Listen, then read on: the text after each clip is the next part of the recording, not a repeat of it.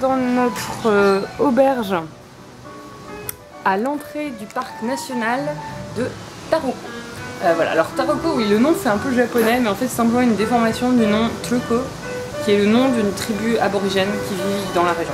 Voilà, donc c'est un parc national, ce sont des gorges qui sont très réputées, enfin c'est censé être l'un des plus beaux paysages de Taïwan, juste, accessoirement. Et on va passer 2 jours à marcher dans ces gorges-là. Alors on va pas faire les chemins les plus difficiles et les plus dangereux, parce que soit ils sont fermés, soit ils demandent des autorisations spéciales pour les faire, qu'on n'a pas demandé, donc voilà. Mais avec ce que j'avais vu dans mon guide et avec les indications que nous a donné notre très sympathique hôte, qui est super cool, n'est-ce pas? Du coup, on a pas mal d'indications sur qu'est-ce qu'on va pouvoir faire pendant les 2 prochains jours. Donc, si on regarde. Alors, tout ça là, c'est seulement en fait un tout petit secteur du parc. Hein. Si on regarde, en fait, le parc est beaucoup plus grand que ça.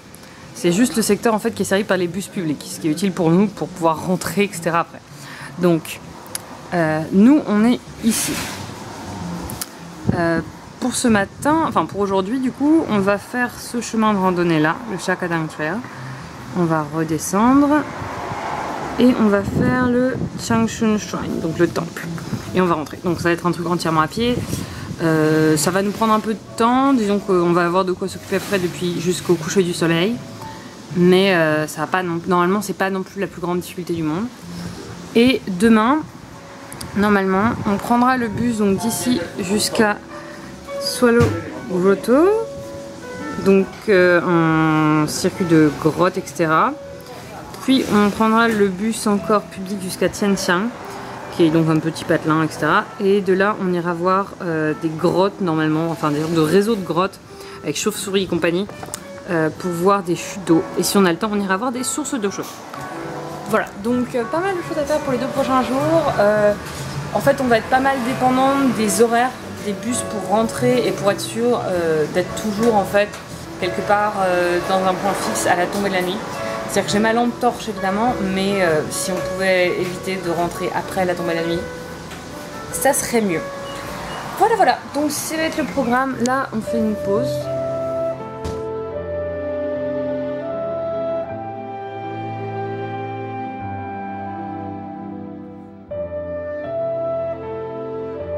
Ah, c'est énorme! Putain!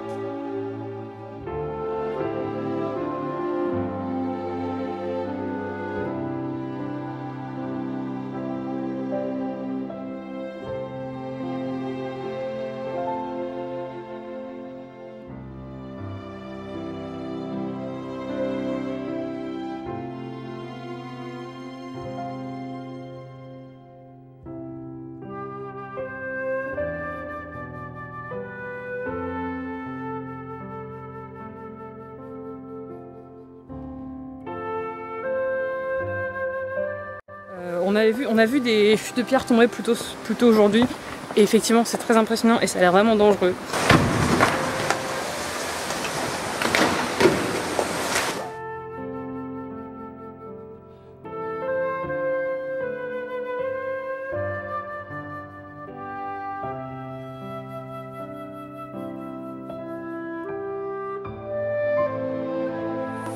En général, j'ai des préférences pour des chemins qui sont un peu escarpés, moins fréquentés, en mode qui t'emmènent à des endroits pas trop connus et magnifiques. En l'occurrence, c'est relativement un chemin plutôt facile puisque assez plat, donc il y a pas mal de monde, etc. Mais c'est juste magnifique, puisqu'on longe on longe la rivière, donc le fond de la gorge, avec toute une végétation qui est incroyable autour, l'eau de couleurs magnifiques. Bref, je suis extrêmement contente, c'est superbe. Je suis ravie.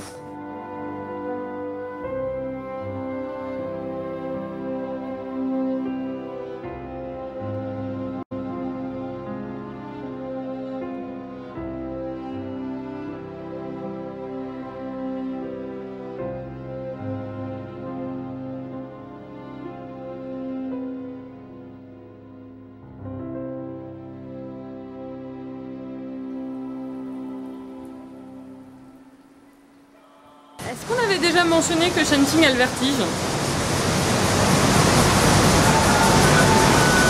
Oups.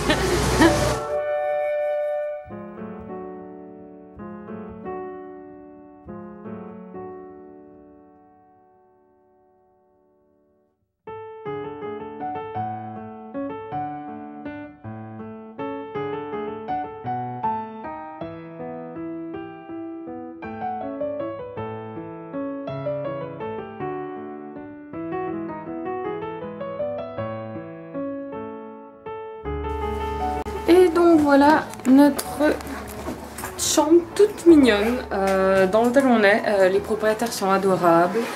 La nourriture est bonne. On a eu un très bon petit déjeuner ce matin.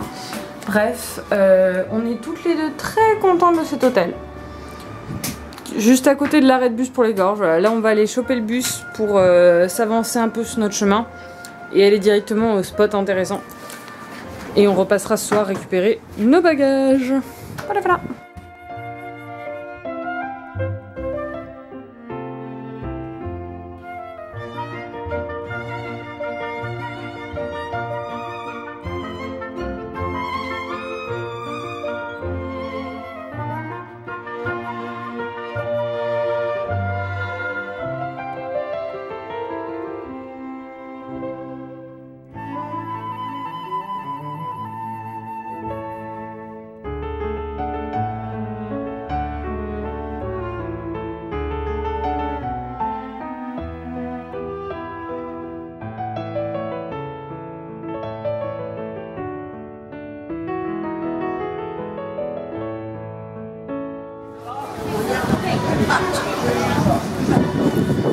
Alors, on est dans le village de Tianxiang, qui en fait est une étape un peu incontournable sur la route qui traverse Taroko Park et donc les gorges.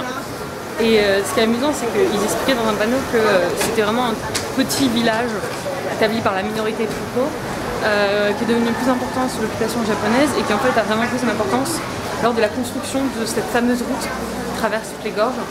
Et étant donné que c'est devenu plus important, il y a, voilà, la poste est apparue, une église est apparue, etc. C'est vraiment donc une ville qui s'est développée avec le tourisme, avec les passages des gens sur les bases plus anciennes. Voilà, voilà. Et ça va être notre point de départ de différentes petites randonnées.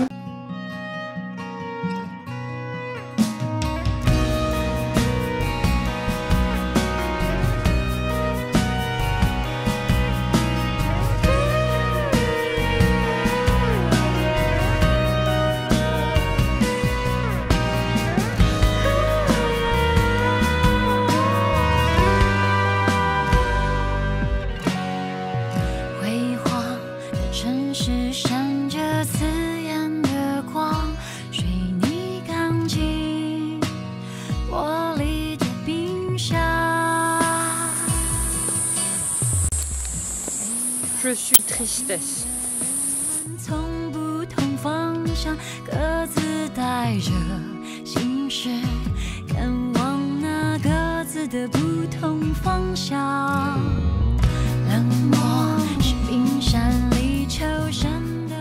tient un panneau, ne pas rentrer à endroit interdit. Qu'est-ce qu'on fait? On passe par le côté comme tout le monde, sauf les gens qui ont le vertige. Comme moi. Moi je suis sage. Donc tu viens pas? Je dois aller à côté du vide. D'accord. Est-ce que je dois sauter par-dessus une autre barrière dans le vide? Vous êtes mignon, moi vertige, non merci. Bon. Moi je vais y aller quand même parce que je suis un peu con. Voilà.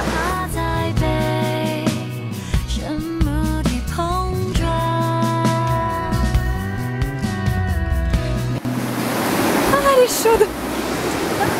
Oui, évidemment, ce sont des sources d'eau chaude. Donc ça paraît relativement évident, mais l'eau est super chaude. Oh mon dieu. Ah, c'est super.